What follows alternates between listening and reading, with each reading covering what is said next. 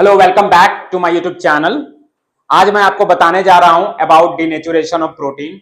चलिए हम लोग देखते हैं डिनेचुरेशन ऑफ प्रोटीन कहता क्या है। डिनेचुरेशन ऑफ प्रोटीन जैसा वर्ड है डिनेचुरेशन, जिसका मतलब होता है नेचर को बदल देना।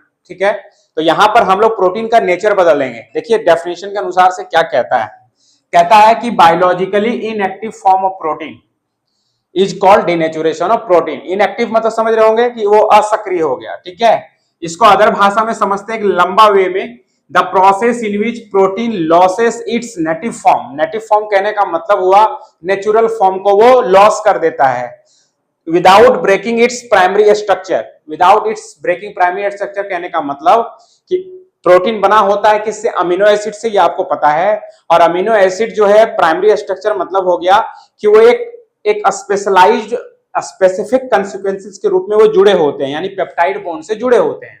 तो without breaking peptide bond amino acid जो है अपनी नेचुरल फॉर्म को लॉस कर देगा। नेचुरल फॉर्म कहने का मतलब हुआ यहाँ पे फिर से कि प्रोटीन आपको पता है कि तीन स्ट्रक्चर में मिलता है, एक नेचुरल, एक हो गया प्राइमरी, सेकेंडरी एंड टर्सरी। तो सेकेंडरी टर्सरी 3D फॉर्म में होते हैं। तो 3D फॉर्म ब्रेक हो सकता है लेकिन प्राइमरी फॉर्म कभी भी ब्रेक नहीं हो सकता। तो उसी को कहा जाता है डिनेचुरेशन ऑफ प्रोटीन, जिसका एग्जांपल है coagulation of egg, curd formation. I hope ये छोटा सा टॉपिक आपको समझ आया होगा। चलिए मिलते हैं। चलिए अब हम लोग देखते हैं cause of denaturation of protein, यानी डिनेचुरेशन ऑफ प्रोटीन किन किन कारणों से हो सकता है। ठीक है, एक एक करके हम लोग समझते हैं सारे पॉइंट्स को। पहला है हीट। पहला क्या है? हीट। तो जैसे हमारा जो अंडा है, एग को अगर हम गर्म कर दें, एग को क्या कर दें? गर्म कर दें, तो क्या हो जाता है? कोगुलेट कर जाता है, यानी सॉलिड फॉर्म में कन्वर्ट हो जाता है। किसमें कन्वर्ट हो जाता है? सॉलिड फॉर्म में। तो कहने का मतलब हुआ जो एग में एल्बुमिन है, हमारा जो व्हाइट पार्ट होता है ना, वो एल्बुमिन है। क्या है? एल्बुमिन प्रोटीन है। उसका जो है स्ट्रक्चर चेंज हो जाता है, यानी नेटिव फॉर्म को खो देता है, नेटिव फॉर्म का नेचर खो देता है। इसका मतलब इसका क्या हो गया? डिनेचुरेशन हो गया। ठीक है, नेक्स्ट है पीएच चेंज। नेक्स्ट क्या है? PH change. तो जैसे पीएच चेंज कहने का मतलब हो गया हमारा, आप क्या करेंगे, हम लोग दही बना देंगे, दूध से क्या बना देंगे? दही। तो उसमें जो केसिन है, यानी मिल्क में जो एक प्रोटीन होती है केसिन, उसका ही नेचर बदल जाता है ड्यू टू लैक्टिक एसिड।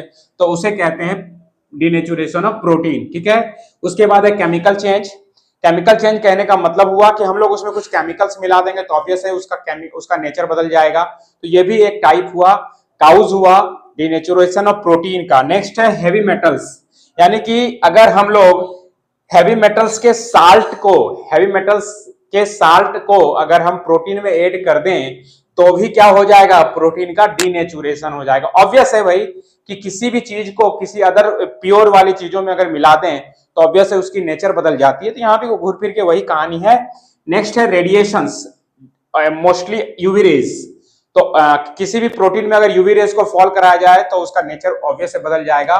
तो इसको कहते हैं डिनेचुरेशन ऑफ प्रोटीन। तो यहाँ पे हमारे पास कुछ काउज थे डिनेचुरेशन ऑफ प्रोटीन के, जिसमें heat, pH change, chemical change, heavy metal, radiations. तो ये आप याद रख सकते हैं। आई होप आपको समझ आया।